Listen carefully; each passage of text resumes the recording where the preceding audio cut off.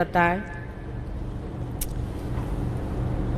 कि हम ना कहीं जाते हैं ना आते हैं, हमेशा आप ही के पास रहते हैं। लेकिन इस विचार से कि आप लोग ये सोचते हैं हम चले जाएंगे,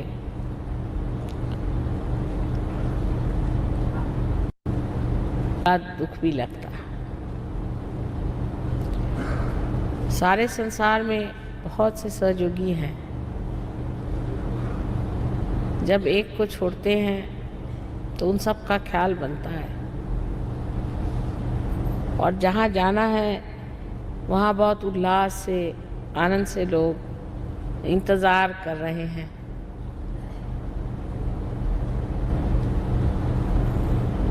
बड़ी द्विधा स्थिति है। लेकिन आना और जाना ये जीवन की परिपाटी है। उसमें हमने क्या पाया सो ही महत्वपूर्ण है, और सबसे महत्वपूर्ण है अपने आत्मा को प्राप्त करना। एक साहब ने आज पूछा कि सहयोग करने से क्या लाभ होगा, ये मेरी समझ में नहीं आया, इसलिए आप मुझे इसको सीधे शब्दों में समझाइए। तो मैंने कहा सारा रामायण कह दिया, लेकिन अब तुम जानना चाहते हो तो एक सर्वसाधारण तुलना से, एनालॉजी से आपको मैं समझाती हूँ। जैसे कि एक मोटर कार है, ऐसा ही हमारा जीवन है समझ लीजिए, और परमात्मा ने हमें ये जीवन दे दी।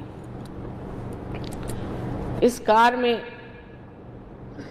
एक एक्सेलरेटर है और एक ब्रेक है। अभी हमें मोटर चलाना नहीं आता, तो हम एक तरफ ब्रेक दबा देते हैं तो गाड़ी एकदम ही रुक जाती है, एक्सेलरेटर दबाते हैं तो न जाने किस गड्ढे में पहुंच जाती है। तो धीरे धीरे हम सीखने लगते हैं किस तरह से हम संतुलन इसका साध लें, और उस संतुलन में हम जान लें कि मोटर चलाना क्या चीज़ है। जिस वक्त ये संतुलन एकदम सज जाता है और आपके अंदर स्वयं ही इसका पूर्ण विश्वास हो जाता है, उस वक्त हम कहते हैं कि हम ड्राइवर हो गए। अब अनजाने भी आप चला रहे हैं, आपका चित्त भी कहीं और हो तो भी आप ठीक से गाड़ी हाँकते हैं, फ़ौरन आप ब्रेक लगा लेते हैं, फ़ौरन आप एक्सेलरेटर दबा देते हैं। इसमें आपको अपने पर प्रश्न करना नहीं पड़ता, बिल्कुल सोचे समझे ही आप गाड़ी चला सकते हैं। और इस प्रकार आपको कोई कह सकता है कि आप बहुत निष्णात, बहुत होशियार ड्राइवर भी हैं, लेकिन तो भी आपका जो मालिक है, आपका जो मास्टर है, वो पीछे बैठा है। वो बीच बीच में आपसे कहता भाई धीरे चलाओ, ज़्यादा चलाओ, ये करो वो करो, लेकिन आप इस जीवन के अभी तक मालिक नहीं हुए। ये जीवन जो कि आपने सीख लिया है चलाना, हो सकता है कोई आदमी आपको ज़्यादा रुपया दे तो आप इसे छोड़ के वहाँ चले जाएं, या आप किसी गलत फहमी में पड़ जाएं, या आपको ये लगे कि अगर मैं मालिक ही नहीं हूँ तो इस गाड़ी को क्यों चलाऊं, मैं क्यों न मालिक हो जाऊँ। जब ये इच्छा आपके अंदर आ गई, तब समझना चाहिए आप में महालक्ष्मी तत्व की जागृति हो गई। तब आप खोजने लगे, तब आप इस प्रयत्न में हैं कि क्या बात है कि मैं इस जीवन का मालिक नहीं हूँ। संतुलन में आप आ गए जब आप धर्म से चल रहे थे, धार्मिक हैं आप, धर्म से रह रहे हैं, संतुलन में चल रहे, लेकिन तो भी अभी आप मालिक नहीं हैं अपने जीवन के। सहयोग से जब कुंडलिनी जागृत हो जाती है और ब्रह्मरंध्र को छेद देती है तो आपके अंदर बसी हुई आत्मा आप में प्रकटित होती है और अब आप अपने जीवन के मालिक हो जाते हैं। और ये मालिक अंदर बैठा हुआ अपने अंदर जो ड्राइवर है और एक्सेलरेटर है और ब्रेक है, तीनों को देखता और देखता मात्र है और सब चीज चल पड़ती। ये मालिक होना ही सहयोगी होना है। जैसे कि मनुष्य प्रलोभन में फंस करके बहुत बार अनेक गुलामियों में फंस जाता है। किसी को किसी चीज़ का प्रलोभन है, उसे पसंद नहीं है, वो चाहता नहीं कि उस प्रलोभन में फंसे, वो चाहता नहीं कि गलत काम करे, उसको नफरत है इन चीज़ों से, लेकिन तो भी उसमें ताकत नहीं है कि वो इसको काबू कर ले। बहुत सी बातें वो कहना नहीं चाहता है, लेकिन हठात उसके मुख से निकल आती और उसे बड़ा पश्चाताप होता है कि मैंने ऐसी बात क्यों कह दी। उसका अपने जीभ पर काबू नहीं, अपनी रसना पे काबू नहीं, अपने क्रोध पे काबू नहीं। सारे जो षड रिपु हैं वो उसके पैर के नीचे नहीं, उसके सर पे बैठे रहते। लेकिन जब वो अपना मालिक हो जाता है तो जब क्रोध भी करता है तो अपने पूरे शान में करता है। उसे क्रोध किसी भी तरह अपने बवंडर में नहीं ले पाता, लेकिन वो क्रोध को अपने हाथ में लेकर खेलता है और उसको इस्तेमाल करता है। ये मिल्कियत पाने के लिए आत्मा को जानना चाहिए, क्योंकि आत्मा ही हमारे जीवन का मालिक है। वो देखते रहता है, क्या कर रहे हो करते रहो, जो करना है करते रहो। और जब वो देखता है कि ये आदमी किसी भी तरह से इधर चित्त नहीं दे रहा, तो वो अपना हाथ वहाँ से उठा लेता है और आदमी मृत्यु को प्राप्त होता है। ये आत्मा जो हमारे हृदय में बसा हुआ है और जो हमारे सर के ऊपर परमेश्वर की छाया है, उसका प्रतिबिंब स्वरूप है। उस आत्मा को पाने के लिए हमें क्या करना चाहिए, ऐसा जब लोग पूछते हैं तो मैं उनसे कहती हूँ कि आप संतुलन में आइए, संतुलन में रहिए, मॉडरेशन में रहिए। कोई है जो इतना बोलेंगे कि आदमी उससे बोर हो जाए, सोचे अब तो समुद्र में ही कूदना पड़ेगा इस आदमी से बचने के लिए। और कोई है वो बोलते ही नहीं, उनको साइलेंट बोर्ड्स कहते हैं। कुछ भी कहिए उनको, कितना भी कहिए, वो बोलते ही नहीं। कोई है कि इतना काम करते हैं कि 30-35 साल में ही संसार से भाग जाते हैं। और कोई है कि बिल्कुल ही काम नहीं करते, सिर्फ झगड़ा ही करते रहते हैं और घर में बैठे हुए आराम से अपनी ज़िंदगी बिताते हैं, वो भी संसार से जल्दी ही चले जाते हैं। या तो इस एक्सट्रीम पर है या उस एक्सट्रीम पे है, इस अति पे है, उस अति पर है। अति को वर्ज्य करना चाहिए, ऐसा हमें बताया गया था कि बीच में रहने के लिए अति को वर्ज्य करना चाहिए। लेकिन यह संतुलन जब तक हमारे अंदर सत्ता नहीं, तब तक हम उड़ान भी नहीं कर सकते। इसीलिए आप देखते हैं कि कोई आदमी चट से पार हो जाता है, किसी में टाइम लगता है, उसमें संतुलन अभी नहीं। जीवन संतुलन आना पड़ेगा, तभी ये उड़ान होती है। और जब उड़ान होती है तब जैसा आपका चित्त है और ये सारी आपके वॉइड में फैला हुआ है, यहाँ से कुंडलिनी जब ऊपर की ओर ऐसे निकलती है और इस जगह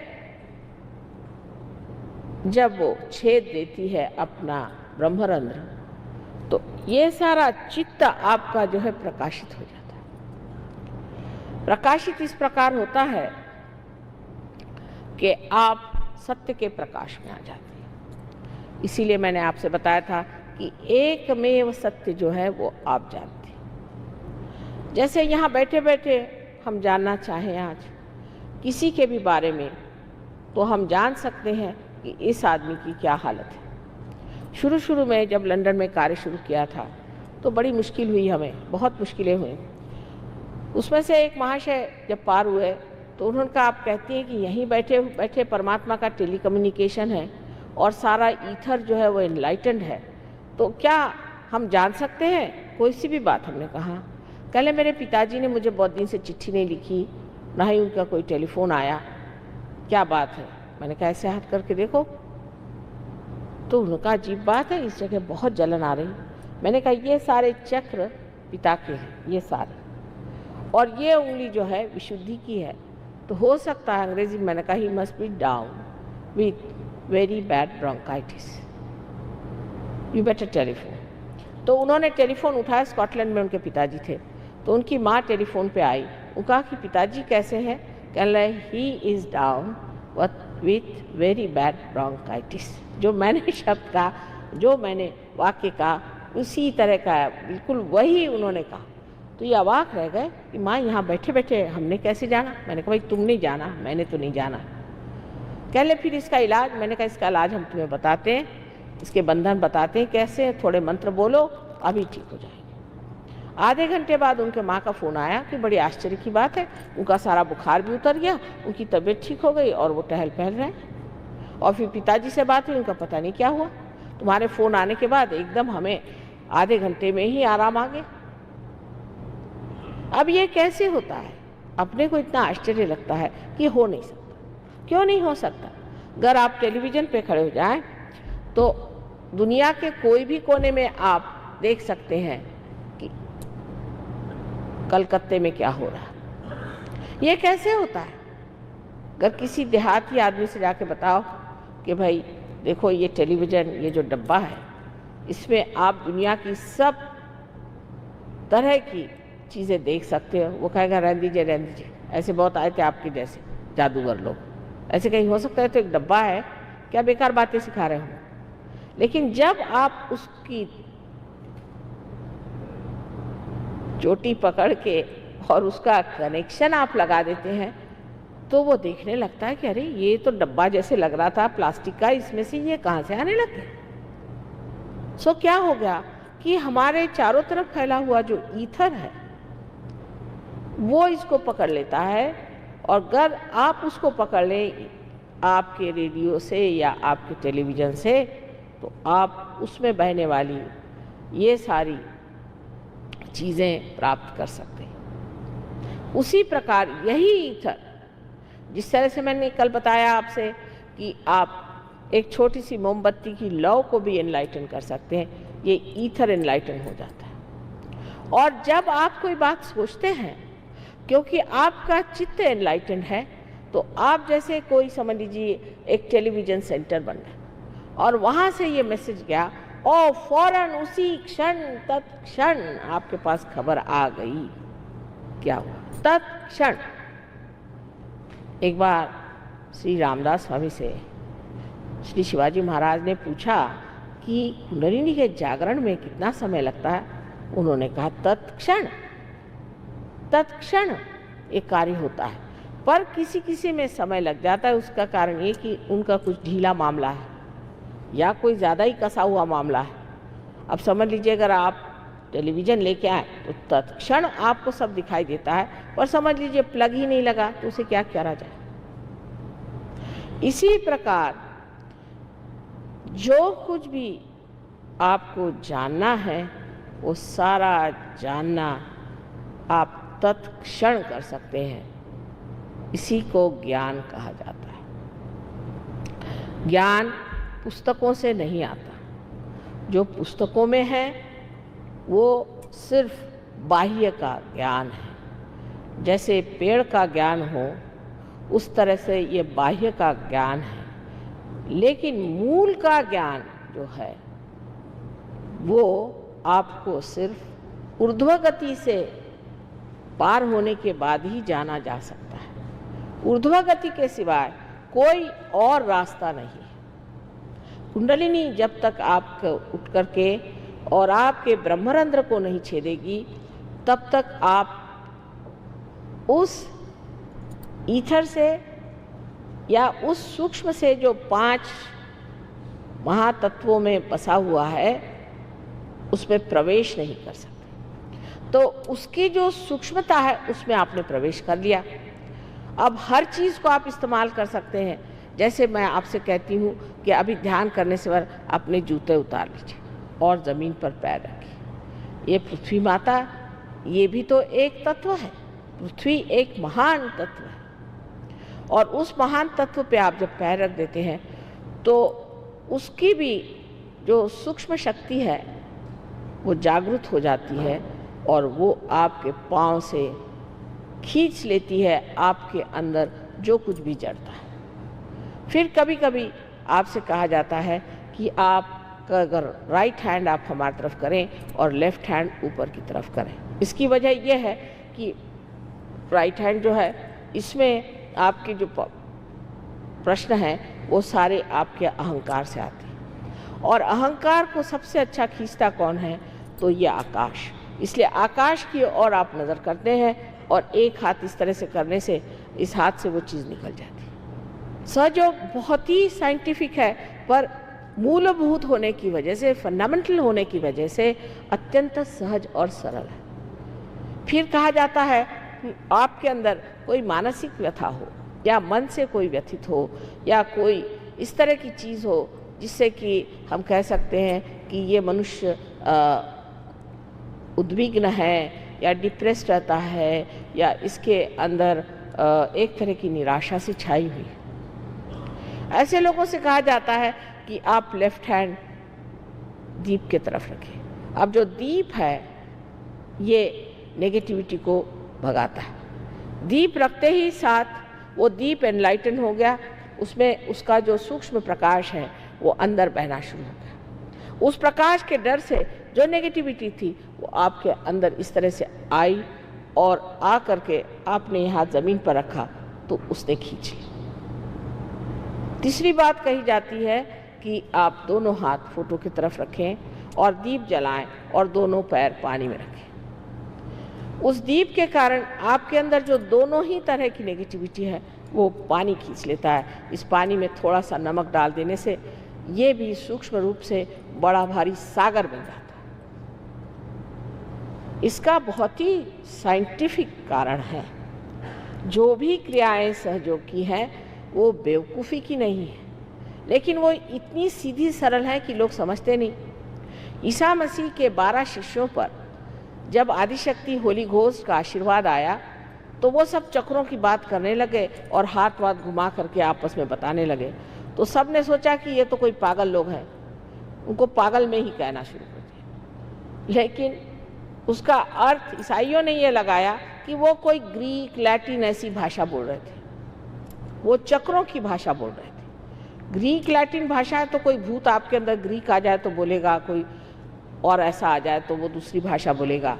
लेकिन वो भाषा बोल रहे थे जो वो थी चक्रों की, जो कि सर्वसाधारण मनुष्य समझ नहीं पाता। जैसे कोई आए साहब तो उन्होंने कहा कि माता जी इनको देखिए, इनका बड़ा आज्ञा चक्र पकड़ा है। तो उनका मतलब क्या? मैंने कहा मतलब अभी नहीं बताऊंगी, बाद में बताऊंगी। उसका मतलब ये हुआ कि इनको ईगो चढ़ गया, इनमें अहंकार आ गया। अब अगर उनसे मैं कहूँ कि भैया तुम्हें अहंकार आ गया तो मुझे मार बैठे। सो ये जो भाषा है, चक्रों की भाषा, ये आपको सीखनी होती है, क्योंकि अब आप सूक्ष्म हो गए। ये जो ज्ञान है ये आपके जड़ों का ज्ञान।